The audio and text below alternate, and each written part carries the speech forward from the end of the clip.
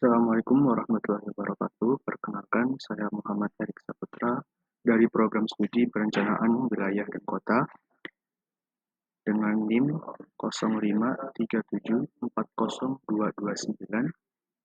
Pada kesempatan ini, saya akan mempresentasikan mengenai identifikasi guna lahan dan kegiatan di Kota Bandung.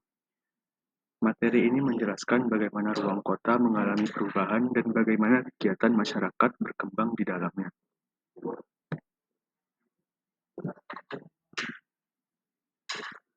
Yang pertama, perkembangan kota pada dasarnya terjadi melalui dua proses, yaitu proses pertumbuhan dan transformasi. Pada pertumbuhan, lebih terlihat pada perubahan fisik dan penambahan penduduk, sedangkan transformasi memacu pada perubahan fungsi ruang yang terus berlangsung, baik di kawasan perkotaan maupun pedesaan. Menurut Doxiadis, proses transformasi ruang terjadi melalui 4 tahapan. Yang pertama terdapat penetrasi, yaitu ketika fungsi baru mulai masuk ke kawasan yang sebelumnya homogen. Di tahap berikutnya, ada invasi, di mana fungsi baru semakin kuat tetapi belum mendominasi. Yang kemudian dilanjutkan dengan tahapan dominasi, yaitu fungsi baru mulai menggantikan fungsi lama.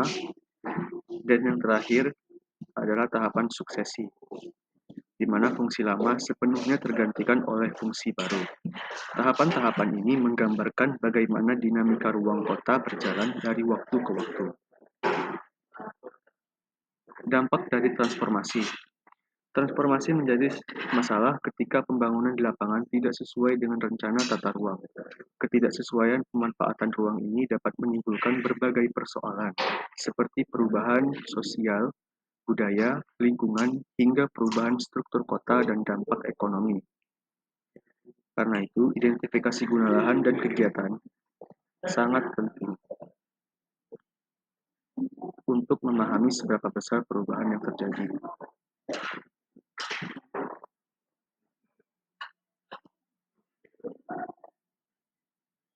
Kemudian masuk ke bagian tujuan survei. Di tujuan survei, terdapat penjelasan mengenai tujuan dari survei. Tujuan dari survei ini adalah untuk mengkaji kesesuaian antara fungsi lahan yang direncanakan dengan kegiatan yang berkembang di Kota Bandung. Selain itu, survei ini membantu memberikan gambaran mengenai sistem guna lahan, variasi kegiatan, serta pola perkembangan aktivitas yang ada. Informasi-informasi ini menjadi dasar penting dalam proses perencanaan selanjutnya.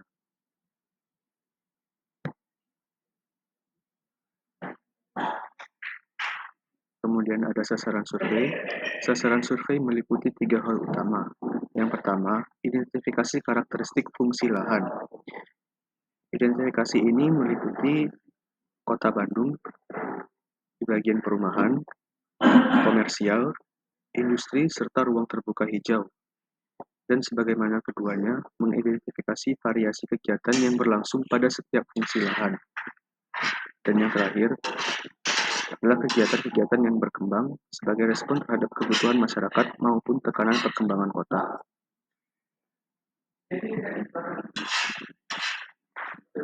Keluaran survei.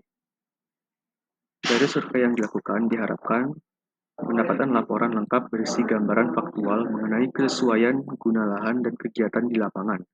Selain itu, survei ini juga menjadi dasar bagi pemetaan transportasi ruang dan membantu mengidentifikasi kawasan yang berpotensi tidak dengan rencana tata ruang.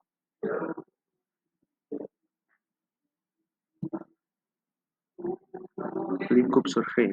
Lingkup survei berisi lokasi studi, di mana survei dilakukan di wilayah administrasi kota, yang dibagi menjadi 6 wilayah pengembangan. Tiap wilayah memiliki karakter dan dinamika kegiatan yang berbeda, baik dari sisi kepadatan penduduk, fungsi dominan, maupun arah pertumbuhannya. Survei berlangsung selama 1 semester dan mencakup area-area yang dianggap signifikan.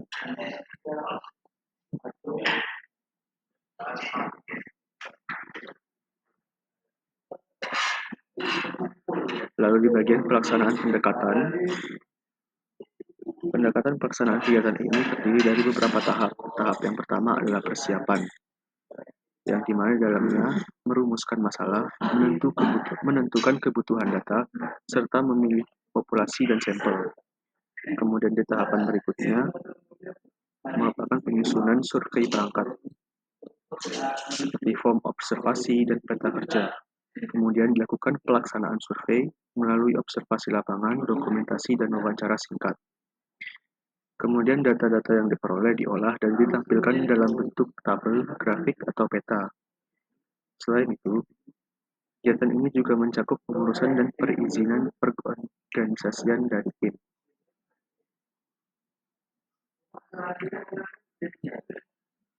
Kemudian berikutnya merupakan hasil dan temuan umum. Secara umum, karakteristik guna lahan di Kota Bandung menunjukkan bahwa banyak kawasan pemukiman mengalami perubahan menjadi kegiatan komersil, aktivitas perdagangan dan jasa yang muncul di sepanjang koridor utama, kegiatan informal yang berkembang di titik-titik keramaian. Lalu di beberapa kawasan di Kota Bandung terjadi alih fungsi lahan yang cukup signifikan dan tidak sebetulnya sesuai dengan tata ruang. Lalu dominasi dari kawasan campuran, di mana kawasan campuran menjadi salah satu pola yang paling dominan di wilayah Bandung.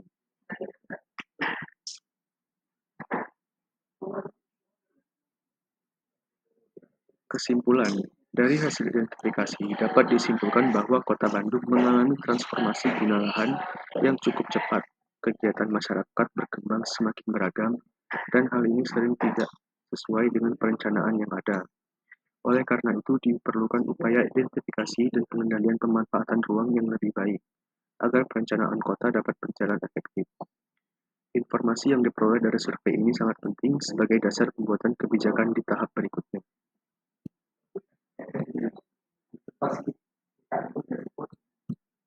Demikian presentasi saya mengenai identifikasi guna lahan dan kegiatan di Kota Bandung.